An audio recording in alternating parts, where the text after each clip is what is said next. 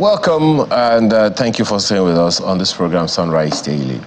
You know that earlier in the week, even from about last week, and over the years actually, and we've also shown you a trajectory in this country, the number of times that the federal government, the National Assembly this time, has attempted and executed the process of amending the Constitution. The latest in the fray is that one that is being spoken about by the National Assembly today, particularly as pronounced by the Senate, the Senate, the President of the Senate making that declaration and saying that the Constitution is going to be amended, but this time around integrating artificial intelligence into the entire process, into the legal framework. Now, so naturally, in case you didn't know, there is such a thing as constitutional AI. Yes. Constitutional artificial intelligence, and what that is all about is a convergence of legal frameworks and all.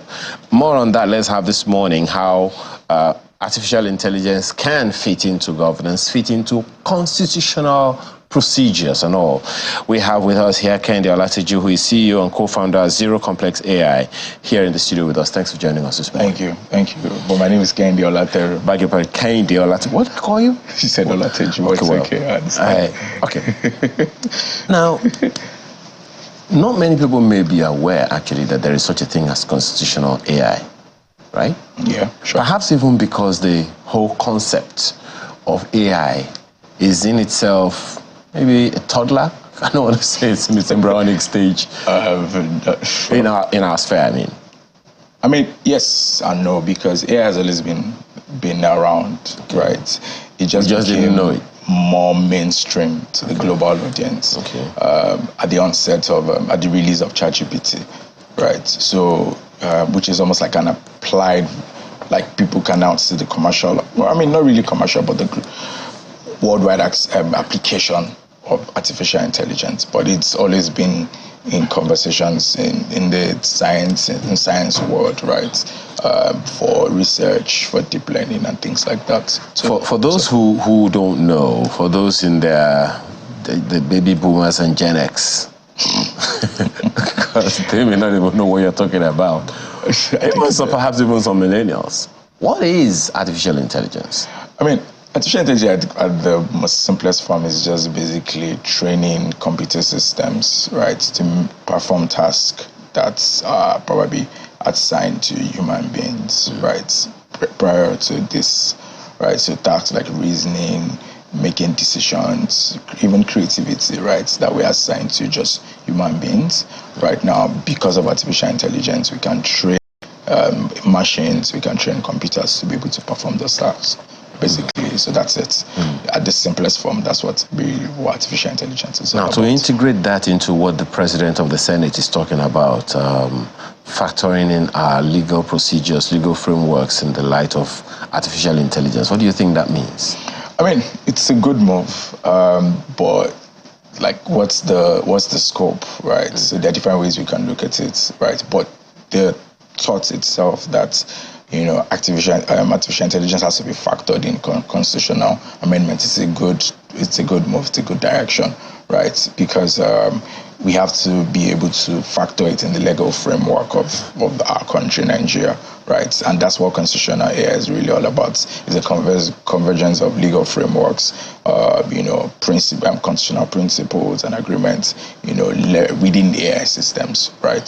So countries all over the world right now are beginning to start having conversations as to how the use of AI, you know, will affect, like, for example, security, will affect critical areas, critical sectors, economy generally. So, I mean, it's a good step. It's a good step. Well, given what we know, Papa, forgive me for putting it this way, because generally there is that believability issue, that integrity issue for anything government. So to many young people now, and many people perhaps even in your space, the comments or the position of the Senate, the upper chamber of the National Assembly today, could be perceived as just mouthing. Do you see an understanding? Do you get a feeling of an understanding of the complexities of artificial intelligence from from what you can tell? Yes, I mean, the National Assembly. I think even as a government, right, there's been conversations as regards adoption and use of AI. You know, under the Honourable Minister, His Excellency Dr. Bosun Tijani, was in the UK last year in November to be one of those to sign the Bletchley Declaration, right? And that was a very, very great achievement as a country like Nigeria, right? So that's one. Number two.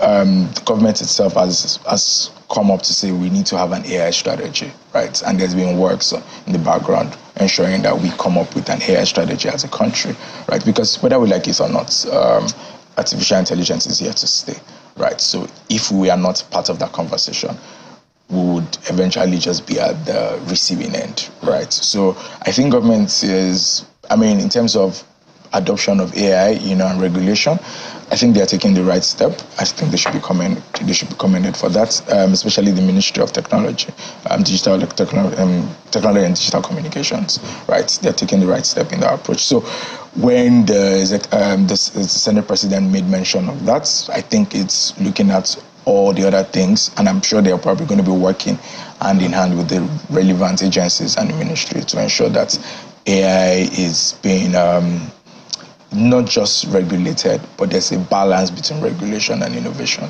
Right? Well, the words of the President of the Senate says there is a need for us to touch some aspects of the Constitution to bring them in line with current realities, particularly with the era of artificial intelligence and some of the things we have observed that need to be put right.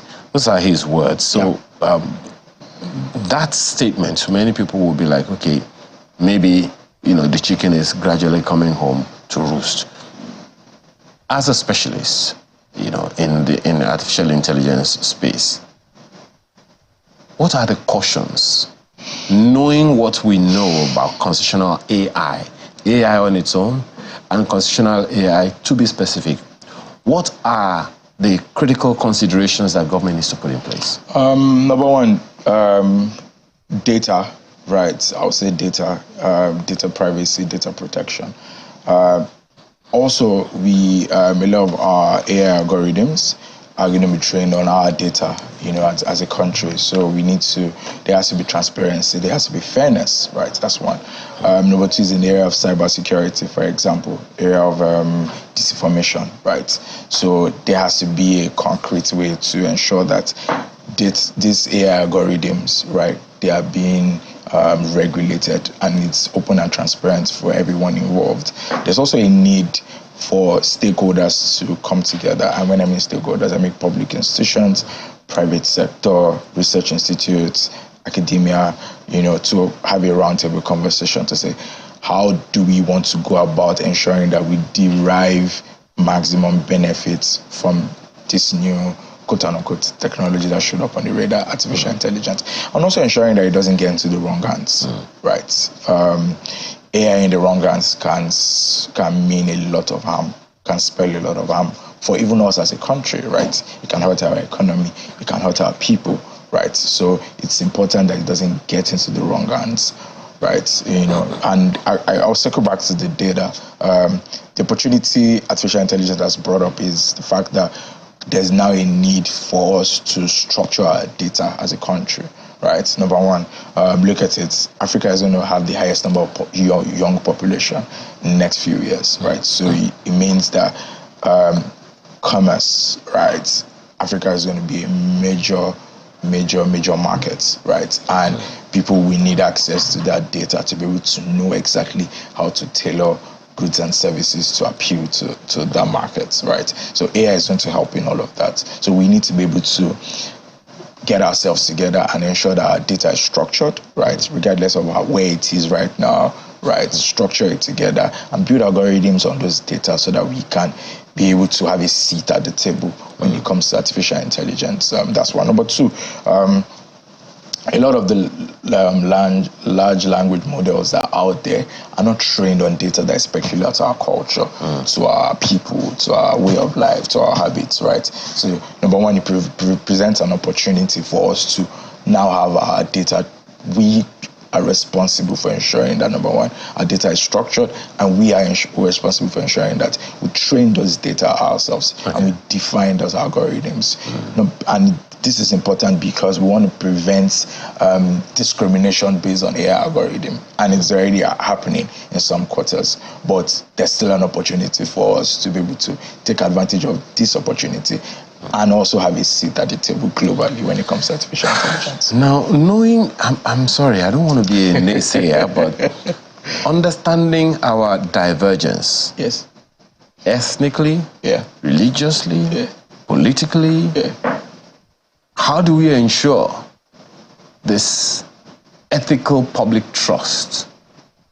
Because I know ethics is a standing thing, you know, and I know that public trust is also an issue. I don't know why I put those two words together like that, but how do we ensure that by the ethics of AI, we're able to enshrine public trust, factoring in this issue, this particular localization, or should I say glocalization of AI for us?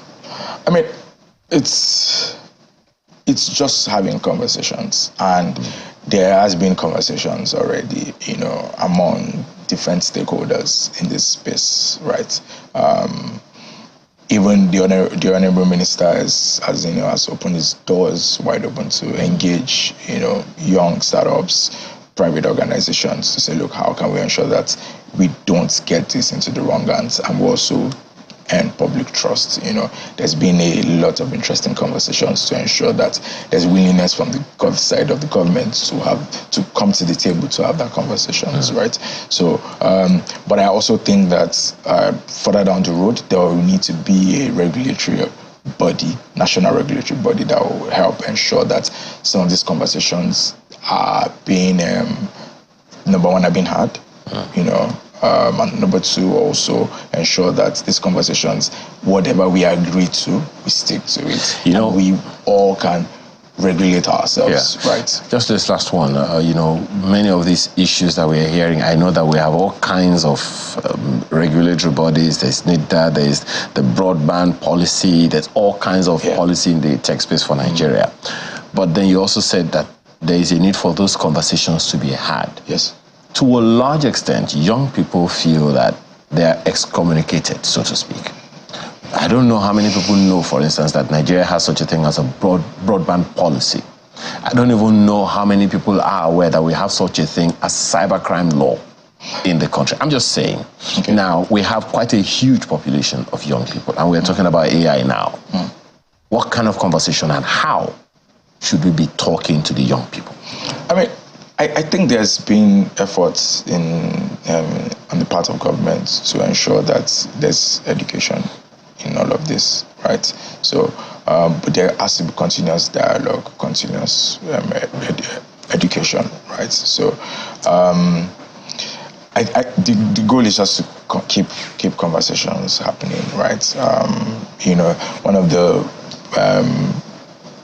good thing that this administration has done is to ensure that we have someone that we can relate to at the helm of affairs when it comes to technology, right? In the person of his honorable Minister, Dr. Boson Tijani. I mean, he's an ecosystem person, so we have access to him to some extent. Again, it's important to have those conversations at the end of the day, in a way that the young people can understand it.